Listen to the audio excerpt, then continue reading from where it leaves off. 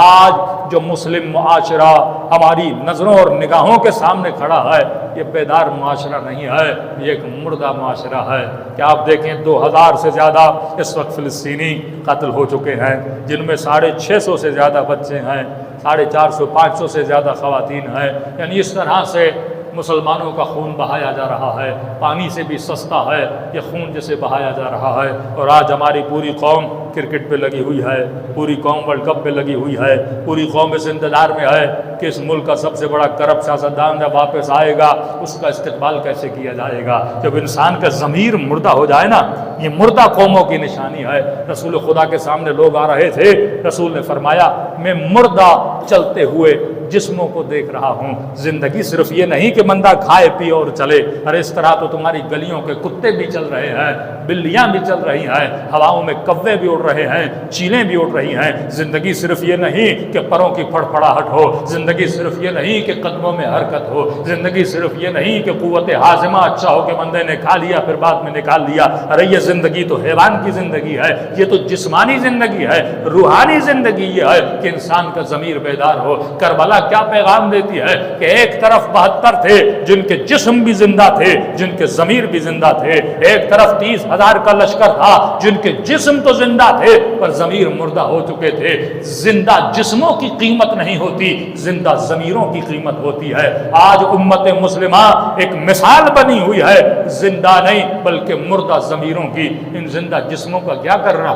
زندہ تو اسرائیلی بھی ہیں، زندہ جسموں میں تو امریکی بھی ہیں، زندہ جسموں میں تو دشمنان اہل بیت بھی ہیں۔ اصل زندگی کون سی ہے کہ انسان کا ضمیر بیدار ہونا چاہیے۔ اور نظر یہ آ رہا ہے کہ عوام میں تھوڑی زندگی ہے، ان کے ضمیر بیدار ہے۔ اردن والوں نے جلوس نکالا، یمن والوں نے جلوس نکالا، مصر والوں نے جلوس نکالا، مطلب عوامی طور پر تو ضمیر ہمیں تھوڑے بہت زندہ نظر آتے ہیں، لیکن حکمران مردہ ضمیروں کی مثال بنے ہوئے ہیں۔ وہ کوئی بھی حکومت ہو، کوئی بھی حکومت آپ دیکھ لیں، اردن کی حکومت ہو طاقت نہیں ہے کہ ان کے خلاف بولے، مصر کی حکومت ہو طاقت نہیں ہے کہ ظلم کے خلاف بولے۔ یہ وہی تصور دجالیت ہے کہ آخری زمانے میں دجال آئے گا۔ کئی جوان پوچھتے مولانا یہ دجال کیا؟ بھائی دجال کی کانسیپٹ یہ ہے، دجال کا مطلب سیلفشنس کا تصور، یہ دجالیت ہے۔ مطلب میں صرف اپنا سوچوں اور کسی کا نہ سوچوں۔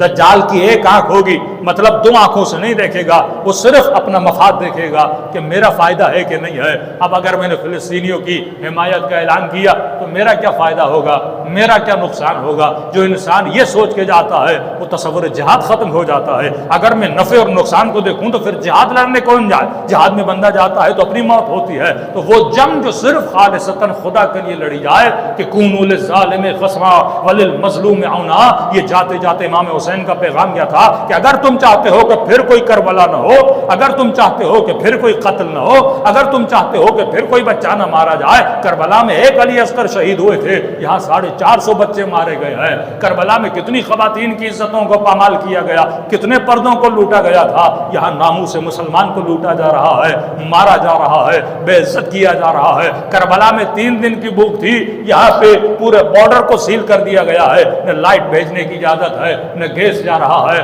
نہ پانی جا رہا ہے۔ مصر والے منتیں کر رہے ہیں 72 گھنٹے دے دو ہم کھانا دے کر آ جائیں۔ یہ علامت ذلت ہے۔ یہ وہ زمانہ ہے جس کی پیشن گوئی رسول نے کی تھی کہ مسلمان دنیا کی بدترین اور ذلیل ترین قوموں میں اس کا شمار ہو جائے گا۔ کیوں؟ کیونکہ جو قوم اپنی عزت نہ کرنا جانے اس کی دنیا کیا عزت کرے گی۔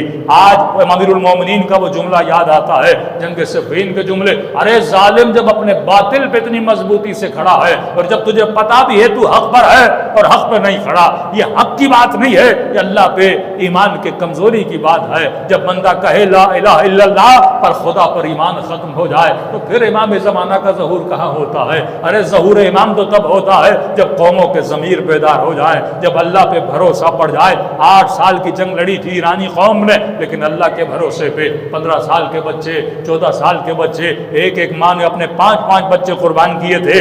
کس پہ بھروسہ تھا؟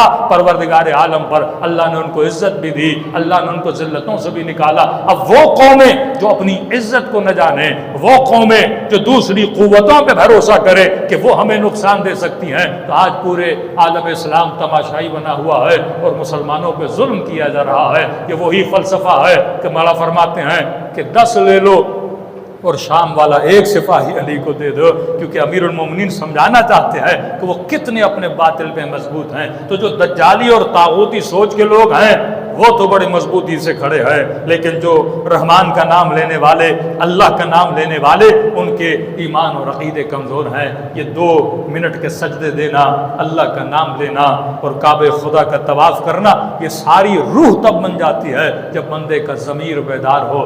حسین بیدار ضمیروں کے امام کہلاتے ہیں۔